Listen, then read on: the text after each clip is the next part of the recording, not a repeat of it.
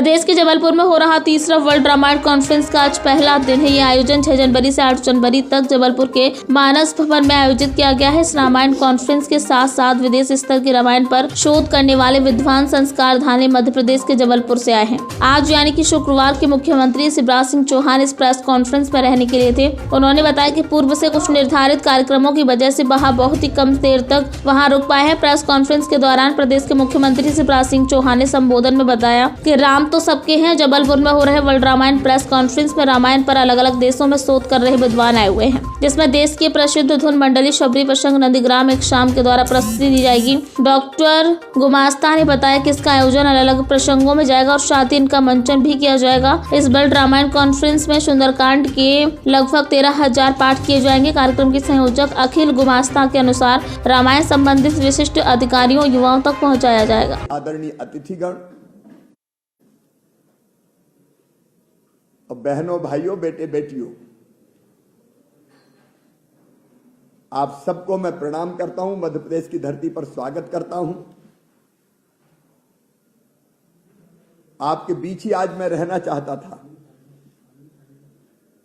लेकिन पूर्व निर्धारित कुछ महत्वपूर्ण कार्यक्रमों की वजह से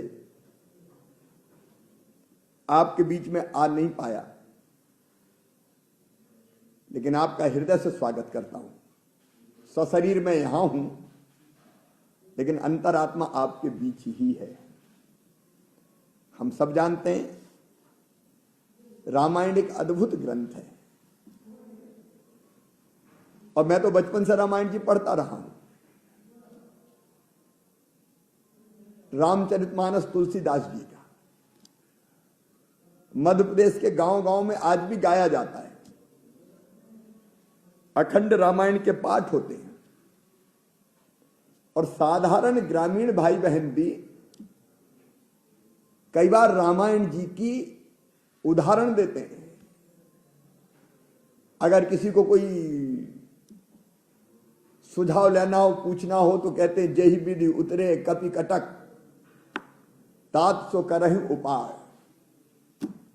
परहित सरिस धर्म नहीं भाई, पर पीड़ा सब नहीं अधमाई।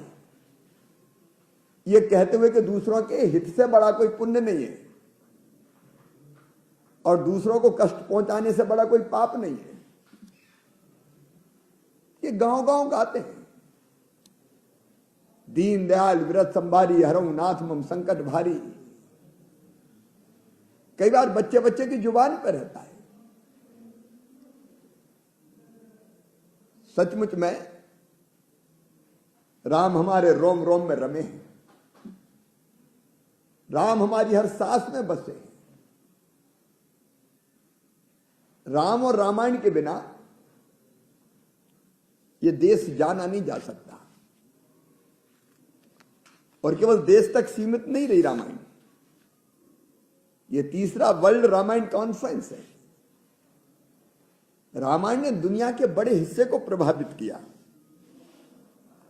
और दुनिया के अलग अलग देशों में थोड़े तरीके अलग हो सकते हैं, लेकिन रामायण जी का चित्रण किया जाता है, मंचन किया जाता है। कलाकार देशों के रामायण जी की विभिन्न प्रसंगों की प्रस्तुति देते हैं। और इसलिए रामायण एक देश की सीमाओं में सीमित नहीं है। राम तो सबके हैं, और सम्मेलन का ध्येय वाक्य है रामायण की सौम्य शक्ति। मैं आज भी कई बार सोचता हूं कि दुनिया की सब समस्याओं का समाधान अगर कहीं है तो भारतीय चिंतन में है, भारतीय सोच में है। अब सिया राम में सब जग जानी, मतलब सब में ही राम है। सृष्टि के कण कण में भगवान विराजमान है। हर एक आत्मा परमात्मा का अंश है। हर एक घट में बस वही समाया हुआ है। अगर यह भाव दृढ़मूल हो जाए तो इसी से तो निकला है अयम निजम पराबेत्ति गणना लघु चेत साम उदार चरिता नाम तू वसुदैव कुटुंबकम। सारी दुनिया ही एक परिवार है। और इसी से शायद निकलता है कि धर्म की जय हो, अधर्म का नाश हो, प्राणियों में सद्भावना हो और विश्व का कल्याण हो। अब विश्व कल्याण का भाव आ जाए तो सारी उठापटक शांत हो जाए, सारे मतभेद मिट जाए। और इसलिए मैं मानता हूं कि रामायण अद्भुत है। सब सुखी हो, सब निरोग हो, सबका मंगल हो, सबका कल्याण हो, सबके कर्तव्य नियत किए गए। और इसलिए मैं डॉक्टर गुमास्ता जी को, आयोजन समिति के अध्यक्ष श्रीमान अजय बिश्नोई जी को मैं हृदय से धन्यवाद देता हूं कि तीसरी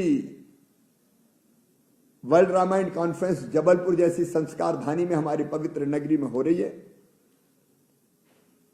ये विद्वानों का मंच है। रामायण पर अकादमिक, साहित्यिक, आध्यात्मिक और सांस्कृतिक विधाओं के विद्वान उपस्थित रहेंगे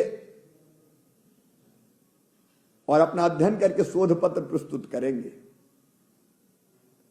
और मुझे पूरा विश्वास है कि इस रामायण सम्मेलन से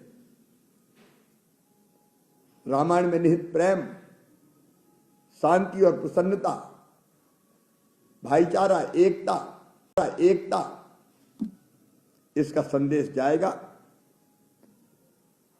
जबलपुर सचमुच में सौभाग्यशाली है कि संस्कार धानी में इस आयोजन का, इस कॉन्फ्रेंस का आयोजन हो रहा है।